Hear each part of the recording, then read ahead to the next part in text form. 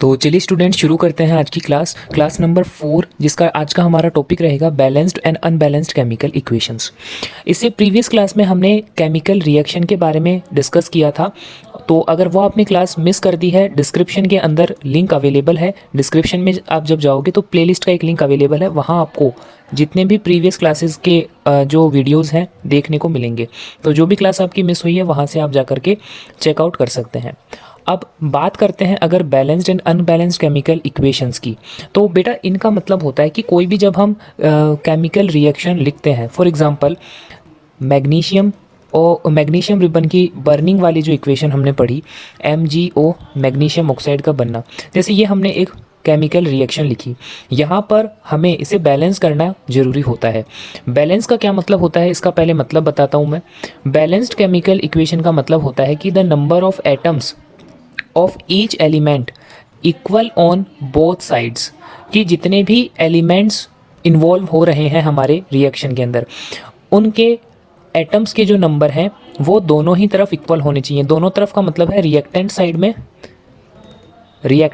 में और product side में number of atoms of elements जो हैं वो इक्वल होने चाहिए। अगर इस पर्टिकुलर एग्जांपल की अगर मैं बात करूँ तो आप यहाँ पर देखो कि हमारे पास में कौन कौन से एलिमेंट्स हैं। यहाँ पर आपको दिख रहा है कि एक तो मैग्नीशियम है और दूसरा एलिमेंट हमारे पास में ऑक्सीजन है। ठीक है, ये दो एलिमेंट है हमारे पास में।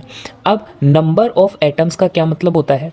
नंबर ऑफ एटम्स का मतलब होता है कि उस पर्टिकुलर एलिमेंट के कितने एटम्स रिएक्शन के अंदर इन्वॉल्व हुए हैं। अब ये आपको कैसे पता चलेगा?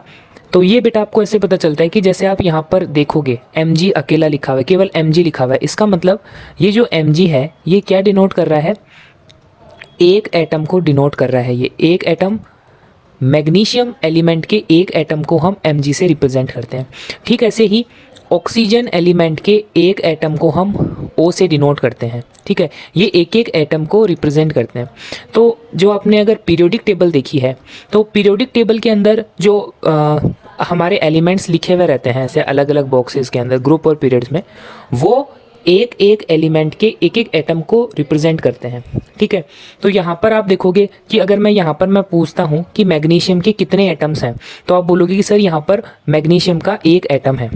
अगर मैं यहाँ पर पूछता हूँ कि ऑक्सीजन के कितने एटम हैं, तो यहाँ पर आप देखो कि एक एटम को रिप्रेजेंट किया जाता है O से। यहाँ पर O2 लिखा हुआ है, इसका मतलब यहाँ पर ऑक्सीजन एलिमेंट के दो एटम्स जो हैं उनको दिखाया गया है। ठीक है, आई थिंक कि आप समझ रहे हैं कि जितने भी जो नीचे लिखे हुए रहते हैं ना नंबर, फॉर एग्जांपल हम लिखते हैं H2O, तो यहाँ पर हाइड्रोजन एलिमेंट के दो एटम्स इन्वॉल्व हैं और ऑक्सीजन का एक एटम इन्वॉल्व है। ठीक, इसे ऐसे हम पता लगाते हैं कि कितने एटम्स जो हैं वो इन्वॉल्व हैं।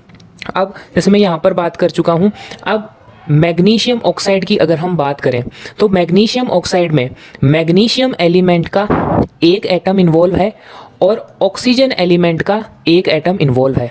टोटल नंबर ऑफ एटम कितने हो गए? दो, एक मैग्नीशियम का और एक ऑक्सीजन का, टोटल दो हो गए।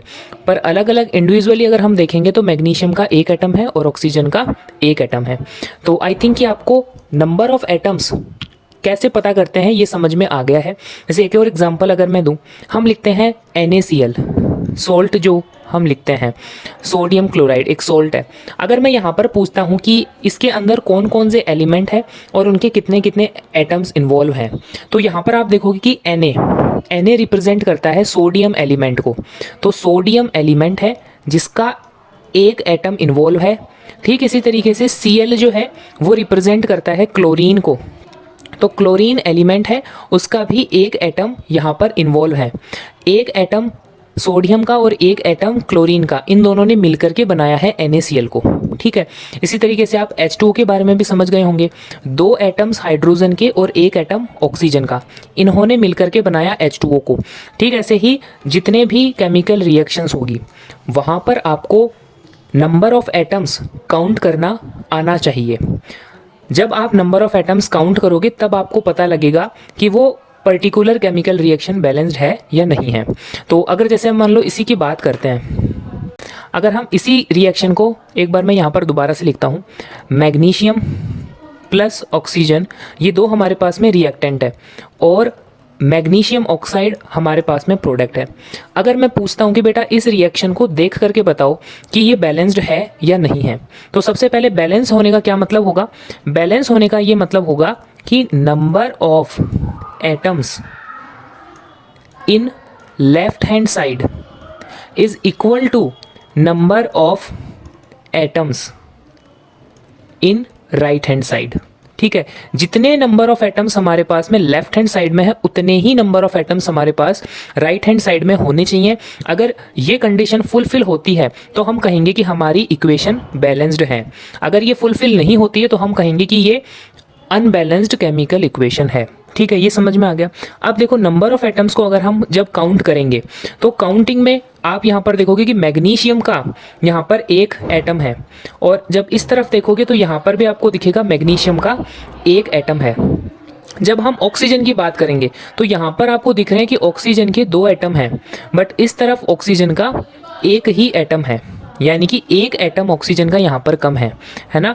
तो इस कारण हम ये क्या कहेंगे कि ये दोनों, ये जो लेफ्ट हैंड साइड की जितने एटम है वो राइट हैंड साइड की इक्वल नहीं है, और ये पर्टिकुलर इक्वेशन बैलेंस्ड नहीं है। अब ज़रूरत आएगी कि इसको बैलेंस कैसे किया जाए, तो बैलेंसिंग के ऊपर काफ़ी सारे एग्जामिनेशन के अंदर भी क्वेश्चन आते हैं बैलेंस्ड केमिकल रिएक्शन पर उससे पहले मैं बताता हूँ कि बैलेंस करना क्यों जरूरी है, why we need a balanced chemical equation, है ना। अनबैलेंस्ड रिएक्शन से काम क्यों नहीं चल सकता। तो बेटा 9th क्लास में भी हमने देखा था एक रूल, एक लॉ होता है जिसको हम बोलते हैं law of conservation of mass.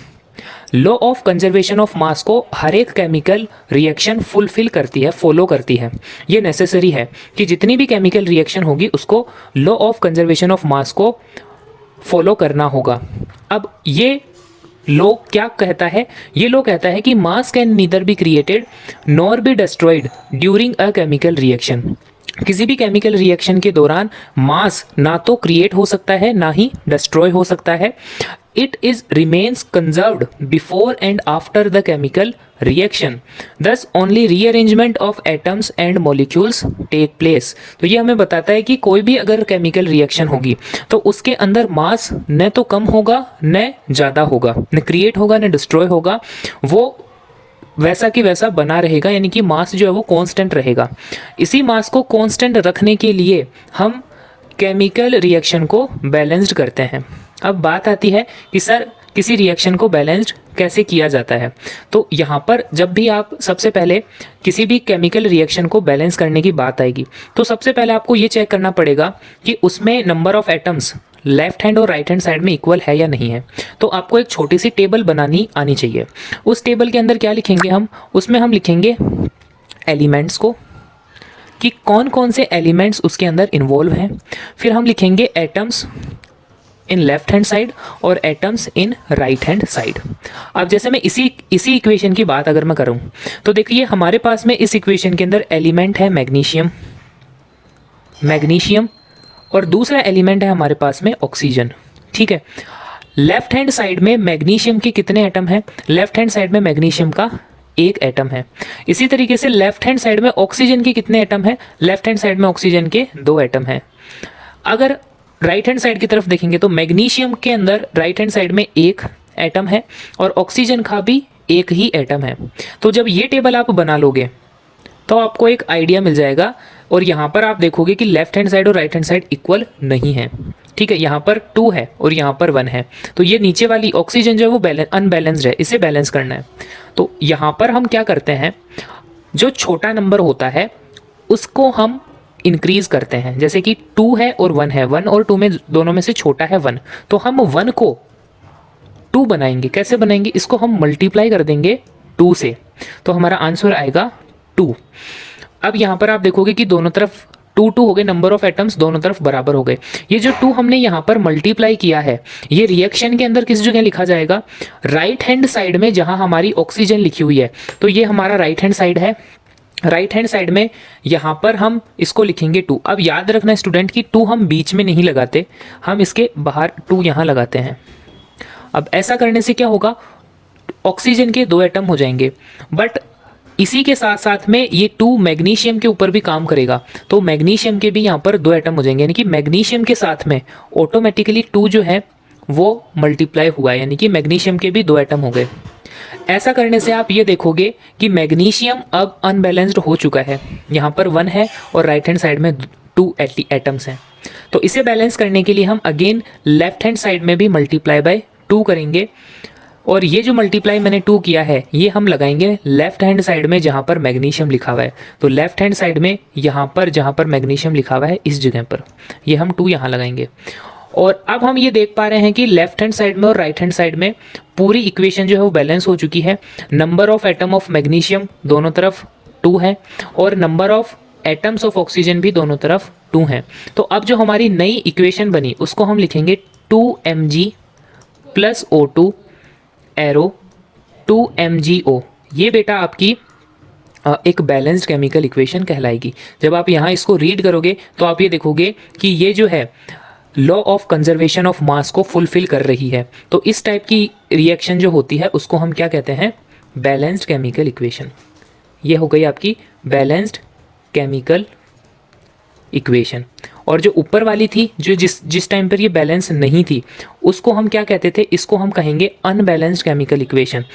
Unbalanced chemical equation को ही स्केलेटल केमिकल इक्वेशन भी कहा जाता है। तो ये आप यहाँ से पढ़ सकते हो कि on the other hand if the number of atoms is not equal on both the sides then the equation is said to be unbalanced और स्केलेटल केमिकल इक्वेशंस। तो ये जो है पूरी की पूरी क्लास थी जिसके अंदर हमने ये समझा कि बैलेंस्ड रिएक्शन क्या होती है और अनबैलेंस्ड रिएक्शन क्या होती है, फिर उन्हें किस तरीके से बैलेंस किया जाता है, और हमने ये भी सीखा कि बैलेंस करना क्यों ज़रूरी है। अगली क्लास में हम थोड़े और रिएक्शंस को बैलेंस करने सीखेंगे, थोड़ी और बड़ी इक्वेशन कॉम्प्लेक्स इक्वेशन में लेकर के आऊँगा जिनसे थोड़ी और प्रैक्टिस करेंगे हम। ठीक है, आई होप कि आपको वीडियो पसंद आई है। अगर कोई डाउट आता है क्लास के अंदर तो आप कमेंट बॉक्स के अंदर उसे कमेंट कर सकते हैं और अगली क्लास के अंदर हम आपके डाउट को सॉल्व कर लेंगे। ठीक है।